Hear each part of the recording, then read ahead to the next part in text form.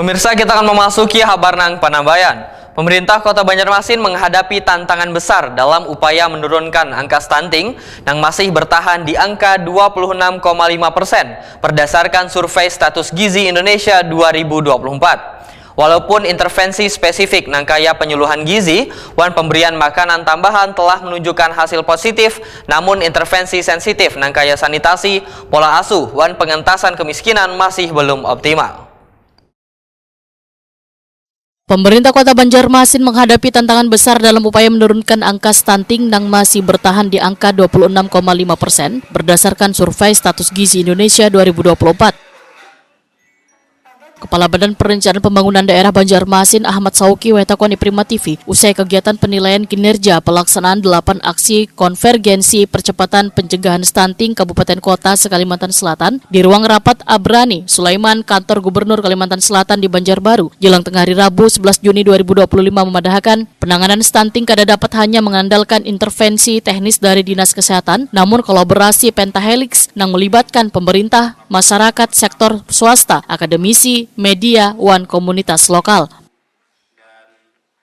Walaupun intervensi spesifik nangkaya penyuluhan gizi wan pemberian makanan tambahan telah menunjukkan hasil positif, namun intervensi sensitif nangkaya sanitasi, pola asuh wan pengentasan kemiskinan masih belum optimal. Ya, dari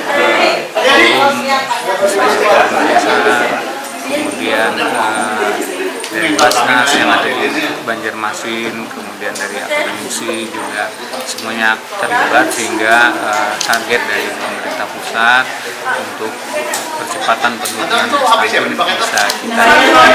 Kemudian dari hasil evaluasi kali ini memang menggambarkan bahwa intervensi secara spesifik yang dilaksanakan oleh kawan-kawan Dinas Kesehatan sebenarnya sudah sangat bagus dan angkanya berada di 2-3% untuk stunting di Kota Banjarmasin.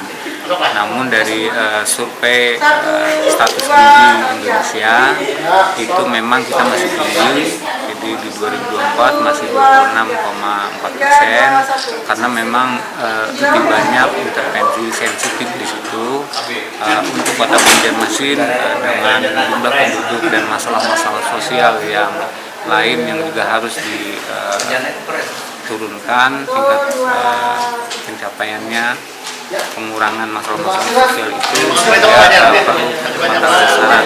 Nah, itu yang masih kendala di Kota Banjarmasin, khususnya di SKPD yang terlibat dalam tim percepatan penurunan stunting di Kota Banjarmasin. Kepala Dinas Kesehatan Banjarmasin Dr. Tabiun Huda memadahkan pihaknya terus mendorong intervensi berbasis data wan inovasi. Salah satu capaian penting adalah kemajuan menuju status open defecation free atau bebas buang air besar sembarangan. Nawahini telah mencapai 82% di Banjarmasin. Dr. Tabiun Huda optimis Banjarmasin dapat mencapai 100% ODF pada akhir 2025 ini, didukung anggaran dari Dinas Pekerjaan Umum dan Penataan Ruang serta kontribusi CSR.